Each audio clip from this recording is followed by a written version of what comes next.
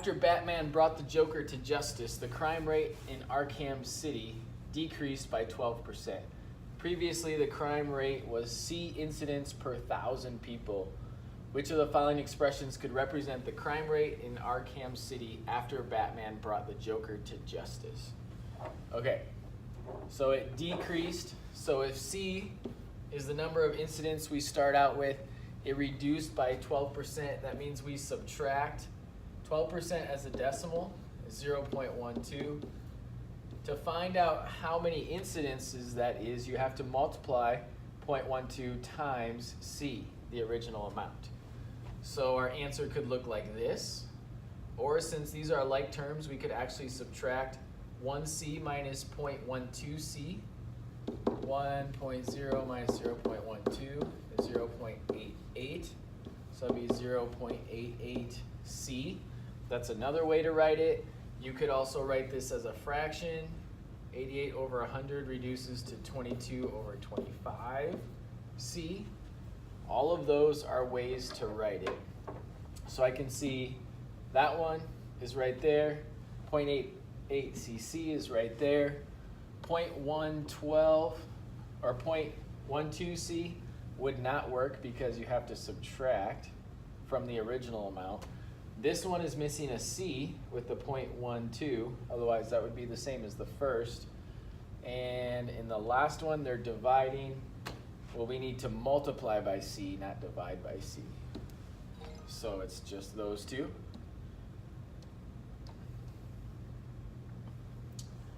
Okay, this one says, last Sunday the average temperature was 8% higher than the average temperature 2 Sundays ago.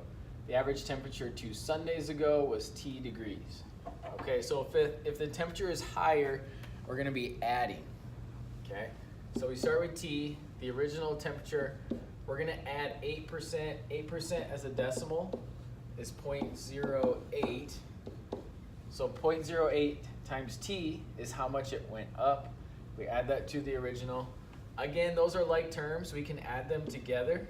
1T plus 0.08T is 1.08T. We could write it as a fraction. We could have T plus 8 over 100T. Since these both have a T, we could factor out a T out front, do 1 plus 8 over 100 with T in front of the parentheses. I think that's about all the ways that we can do that. So the first one, 1.08T, we can see that's the same as this one. B is actually the same as this one. They have the T behind it, but it still means you need to distribute 1 plus 8 over 100. So that one works. This one would work, except it's missing the T with the 0.08. This one, they added 80%, not 8%. Our problem has 8%.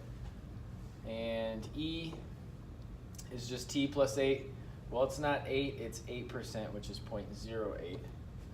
So it would just be those two. Okay, so the key to these problems is realizing there's multiple ways you can write the same thing. You can combine like terms, you can factor out, use parentheses, you can write decimals as fractions. So using kind of everything we know about numbers to write it different ways.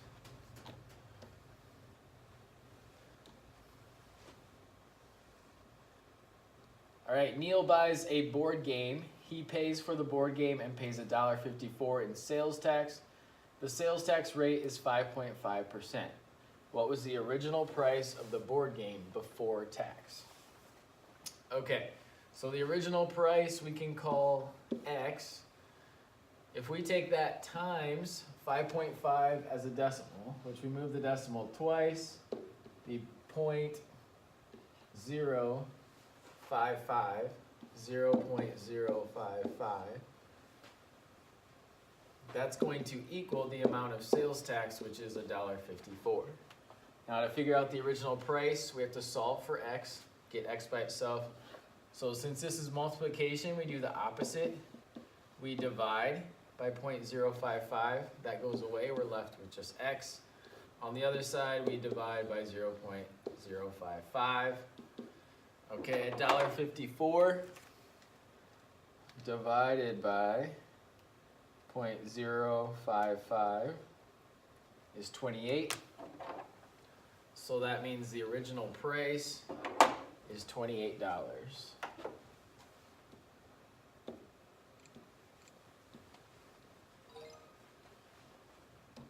All right, again, remembering that you have to multiply the original amount times the percent as a decimal gives us our total there.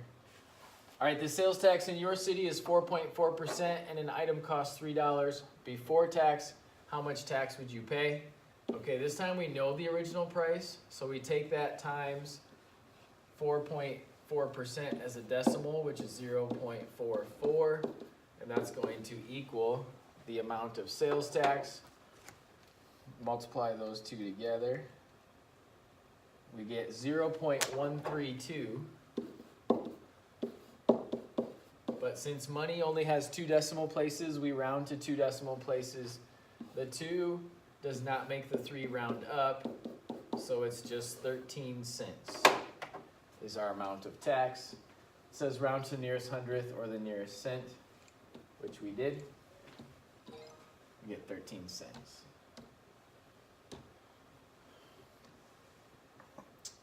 All right, Joelle is working on a school report in a word processor. She wants to place a figure which is 13.09 centimeters wide, so it appears on the center of the page.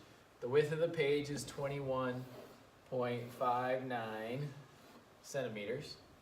The width is 21.59. We have a figure that is 13.09.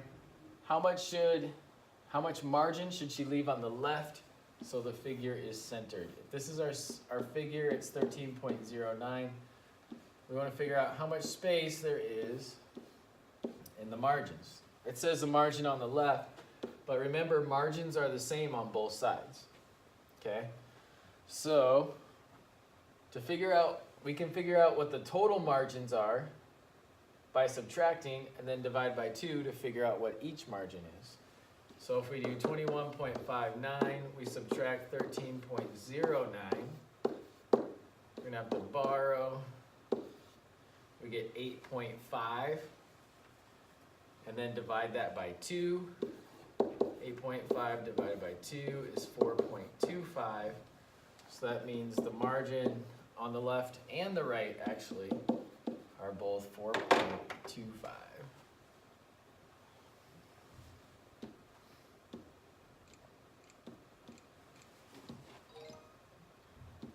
Good, it helps to draw a picture when it's a story problem like that. You're not sure what's happening, draw a picture so you can see what they're talking about. Kirsten runs a website that helps people learn programming. Every month, Kirsten receives a subscription fee of $10 from each of the subscribers to her website. Last month, the website had 100 subscribers. This month, 30 new members joined the website and 10 left or canceled their subscriptions. How much money will Kirsten's online business earn this month? So they had 100, they gained 30, so we add 30, that's 130.